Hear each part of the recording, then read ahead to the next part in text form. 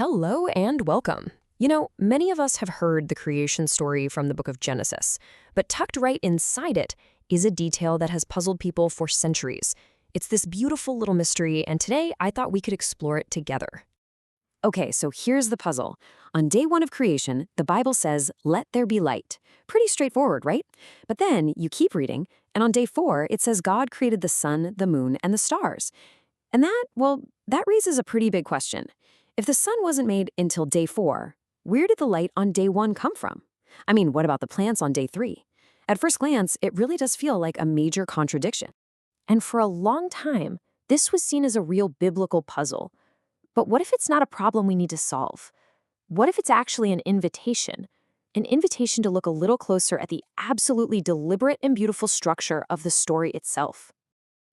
So often, when a part of the Bible seems confusing, it's really just a sign that we're still on the surface. It's kind of like an encouragement to dig a little deeper. And when we do that with this story, something truly stunning and elegant starts to emerge. The key insight really is to see the 6 days not just as one straight line, but as 2 parallel sets of 3 days. Think of it like this. In the first 3 days, God creates the foundational realms. And then, in the next 3 days, he fills those realms. Just look at how perfectly this pattern unfolds. On day 1, God creates the realm of light and dark. Then, on day 4, what does he do? He fills it with the rulers of that realm, the sun, the moon, and the stars. See the connection? On day 2, he separates the sky from the sea. Then, on day 5, he fills them with birds and fish. And finally, on day 3, he brings forth the land. And on day 6, he fills it with land animals and, of course, us, humanity. And just like that, it's not a contradiction at all. Day 4 is the perfect poetic fulfillment of day 1. Okay, so with that beautiful structure in mind, let's go back to day 4 for a second. The creation of the sun, moon, and stars, it was about so much more than just flipping a light switch. It was about God giving us this whole series of incredible gifts that bring order and rhythm to our lives. I mean, think about what these celestial gifts really give us. They're like a great clock and calendar from God himself. They separate day from night, giving us a rhythm for work and for rest. They mark out weeks and months and years, which gives us chances for fresh starts. They create the seasons, spring, summer, autumn, winter, bringing this constant variety and beauty into our world. And beyond all that, the sun provides the very energy for life to exist, while the moon's gravity gives our planet the stability it needs to really flourish.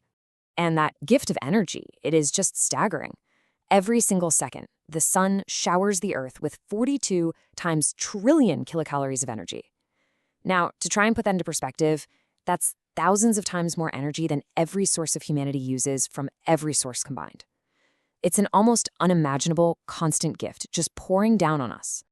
And this reliable daily rhythm of the sun is used all throughout the Bible as this really powerful symbol. Just as the sun faithfully rises every single morning, this passage from Lamentations reminds us that God's mercy and faithfulness are also new and available to us each and every day. Every sunrise is like a physical reminder of a spiritual fresh start. But you know what? The metaphor goes even deeper. The sun doesn't just represent a new day.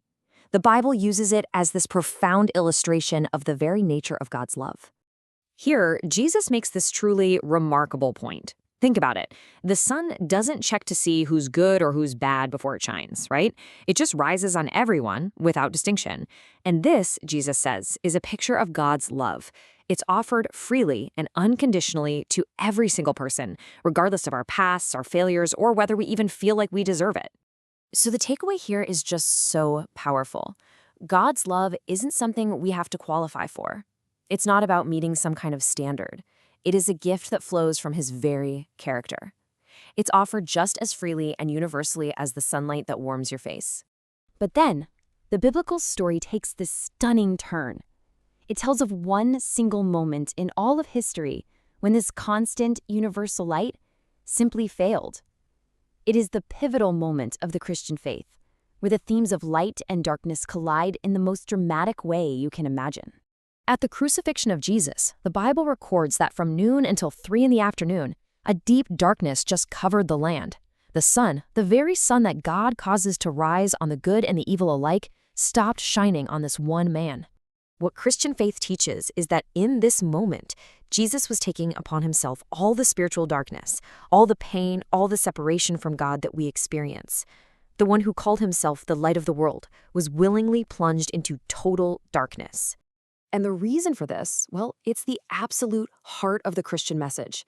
He endured that darkness so that anyone, and that means anyone, no matter who they are or what they've done, could step into the full light of God's love and forgiveness.